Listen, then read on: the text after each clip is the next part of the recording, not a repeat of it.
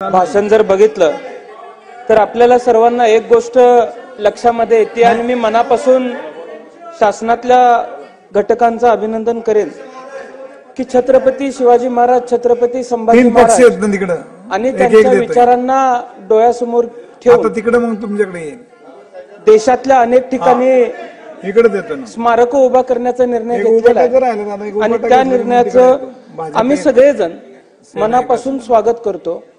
पण त्याचबरोबर एक मागणी महाराष्ट्रातल्या तमाम शिवप्रेमींकडून एक असेल की महाराष्ट्रामध्ये शिवस्मारकाच्या संदर्भामध्ये असतील, डॉक्टर बाबासाहेब आंबेडकरांच्या स्मारकाच्या बाबतीत असतील, पुण्यश्लोक अहिल्यादेवी होळकरांच्या स्मारकाच्या बाबतीत असतील, या मागण्या सुद्धा लवकरात लवकर पूर्ण व्हाव्यात ही मागणी आज अर्थसंकल्पीय भाषणामध्ये आम्ही त्या ठिकाणी अध्यक्ष महोदय करतोय।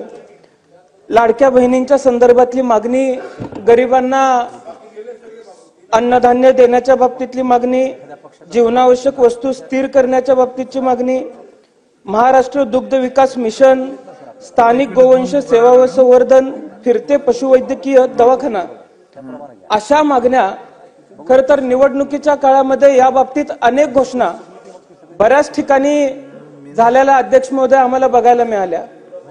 पण निवडणुकीनंतर एवढं मोठं मॅन्डेट मिळाल्यानंतर या सगळ्या मागण्यांचा विसर पडला की काय असं आम्हाला सर्वांना अध्यक्ष महोदय कालचा अर्थसंकल्प ऐकल्यानंतर वाटायला लागलेला आहे। कालच्या अर्थसंकल्पामध्ये एकूण महसूल तूट ही फार मोठ्या प्रमाणात बघायला मिळाली।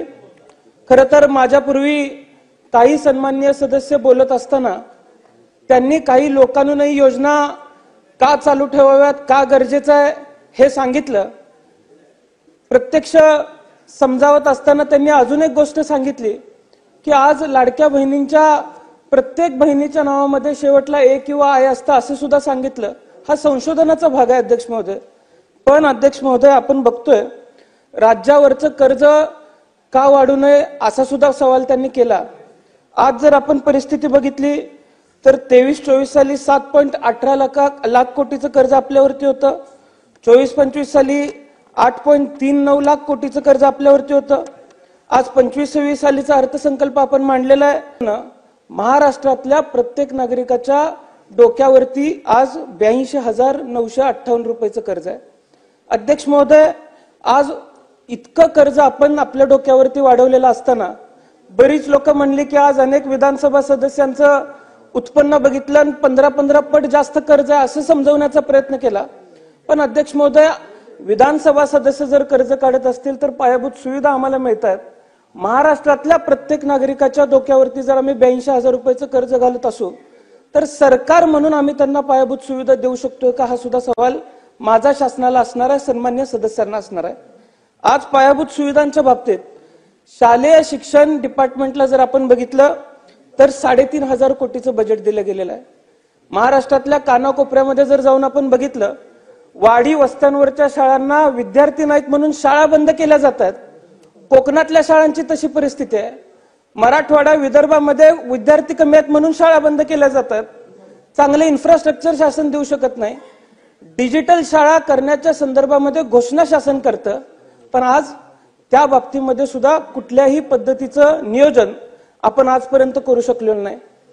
शाळेत वर्ग 7 आणि शिक्षक मुख्याध्यापकासह 4 अशा पद्धतीची स्थिती महाराष्ट्रामध्ये असताना शिक्षक भरतीच्या बाबतीमध्ये कुठलीही तरतूद नाही। अध्यक्ष महोदय, आज इतकी अडचण असताना सुद्धा शालेय शिक्षण विभागाला फक्त 3,500 कोटीचं बजेट आपण दिलं। अध्यक्ष महोदय, महाराष्ट्राच्या ग्रामीण भागाला खऱ्या अर्थाने विकासाच्या दिशेने न्यायचं असेल तर तिथल्या दळणवळण व्यवस्थित असलं पाहिजे। आज परिवहन विभागाला फक्त 3,500 कोटी रुपयाचं बजेट दिलं गेलंय। एसट्या त्या पद्धतीच्या नाहीत, बसस्टँड त्या पद्धतीचे नाहीत। आज अध्यक्ष महोदय, आरोग्य विभाग हा माझ्या दृष्टीनं आणि महाराष्ट्रातल्या अन्य लोकांच्या दृष्टीनं सर्वात महत्वाचा विषय आहे। आज आरोग्य मंत्री साहेब इथं बसलेले आहेत। आपण आरोग्याच्या बाबतीत कोरोनासारखा एखादा संसर्ग झाल्यानंतरच सिरियस होणार आहोत का, हा सुद्धा प्रश्न आपण स्वतःला विचारण्याची आवश्यकता आहे। नीती आयोगाच्या धोरणानुसार एकूण अर्थसंकल्पाच्या 8% हा आरोग्यावर खर्च होणं अपेक्षित आहे, पण तसं सुद्धा या अर्थसंकल्पामध्ये कुठे दिसलं नाही। आज आमची विनंती एवढीच असणार आहे की उद्या अशा परिस्थितीला सामोरं जात असताना एक सक्षम राज्य म्हणून आपण सर्वांनी उभं राहिलं पाहिजे. अशी अडचणीची परिस्थिती निर्माण झाली तर महाराष्ट्र आजपर्यंत अग्रेसर होता, या पुढच्या काळातही अग्रेसर राहायला पाहिजे म्हणून आमची ही भूमिका असणार आहे. त्यामुळे अध्यक्ष महोदय, प्रत्येक ठिकाणी आज आरोग्य विभागाच्या सुद्धा अनेक मागण्या आहेत. आरोग्य सेवक असतील, आरोग्य मित्र असतील, हे आंदोलनाला बसलेले आहेत. कोरोनाच्या काळात ज्या लोकांनी दवाखान्यातनी कामं केली त्या लोकांचे पगार अद्याप झालेले नाहीयेत. हे सगळे प्रश्न अध्यक्ष महोदय सोडवले जावेत, ही मागणी अर्थसंकल्पाच्या संदर्भामध्ये अध्यक्ष महोदय आम्ही करतोय. आज लाडक्या बहीण योजनेसाठी मोठ्या प्रमाणात निधीची तरतूद कालच्या अर्थसंकल्पीय भाषणामध्ये केली. आता अनेक विधानसभा सदस्यांनी सांगितली की 2100 रुपये ती केली गेली पाहिजे. आमची ही मागणी आहे ती केली गेली पाहिजे. लेक लाडकी योजनाला 1,13,000 लाभार्थ्यांना 50 कोटी रुपयांची तरतूद केली गेलेली आहे. पण आज माता भगिनींना तरी आपण योग्य ते सोयी देऊ शकतोय का? शहर आणि हायवेवरती स्वच्छतागृह उभा केली पाहिजेत, ही मागणी आमची असणार आहे. महिला बचत गटांना ड्रोन दिले जाणार आहे. ड्रोन दीदीच्या माध्यमातून असं आम्हाला त्या दिवशी महिला दिनाच्या निमित्तानं उत्तर देत असताना कळालं. अध्यक्ष महोदय, आता या ड्रोन कंपन्यांचे मालक सरकारचे जावई झालेत का? पहिला प्रश्न आहे. दुसरी गोष्ट अध्यक्ष महोदय अशी आहे की आज खऱ्या अर्थाने प्रत्यक्ष दृष्ट्या जर परिस्थिती बघायचं म्हणलं तर ग्रामीण भागातल्या महिला बचत गटांची परिस्थिती काय आहे? ग्रामीण भागातल्या महिलांची जर परिस्थिती अध्यक्ष महोदय बघितली तर व्याजाच्या विळख्यात आज माता भगिनी अडकलेल्या आहेत. प्रायव्हेट फायनान्सवाले दिवसभर या माता भगिनींच्या घरी बसतात, त्यांना त्रास देतात. अशा परिस्थितीमध्ये त्या तयार करत असलेल्या मालाला कुठेतरी विक्रीची सोय करून देण्याऐवजी या नव्या योजना त्यांच्यावरती लादणं योग्य आहे का? त्यामुळे अशा योजनांच्या बाबतीमध्ये सुद्धा पुनर्विचार अध्यक्ष महोदय झाला पाहिजे. गृह विभागाच्या बाबतीमध्ये विशेष तरतूद केली गेलेली आहे, पण डीजी होम लोनच्या बाबतीमध्ये अध्यक्ष महोदय पोलीस कर्मचाऱ्यांची फार वर्ष झालं मागणी प्रलंबित आहे.